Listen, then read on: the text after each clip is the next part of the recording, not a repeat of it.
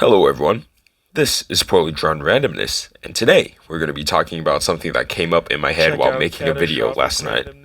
We've all had those late nights hitting the books, or in my case, my computer while being half asleep. We all wish that there was something to keep us trudging along that night. We use things like coffee, energy drinks, and pre-workout. But it was much easier for people back in the day to stay up. You may ask, why? It's not fair, we got everything they have and more. But, they could legally consume cocaine. Here's some brief history of it. Cultivation of the coca plant began 3,000 years ago in South America. The people there realized that the leaves of the coca plant was a powerful stimulant. Effects of the coca include euphoria, hyper-awareness, dramatic energy boost, less need for food and sleep. Along with everything else they borrowed, the Europeans also borrowed coca, as well as enslaving and killing all the rest of the people there. The powerful stimulant was an instant hit among Europeans, especially in their colonies.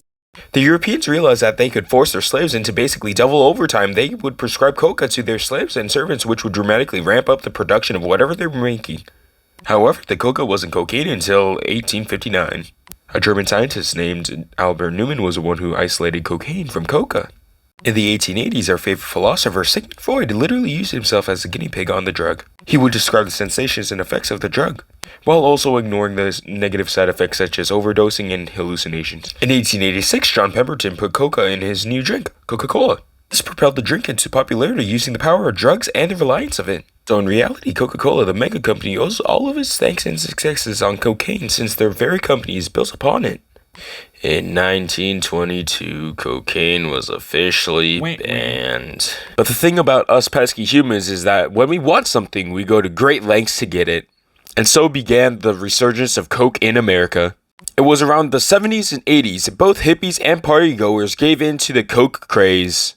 It was all made possible by the man, the myth, the legend, Pablo Escobar. How we got coke to America begins on the coca plantations of South America, where once they were harvested, they got transported into the processing facilities to be made into cocaine. Then afterwards, the coke was smuggled all across the world using many wacky methods. Obviously, the US still had coke banned, so they didn't really like the presence of Pablo and his goons.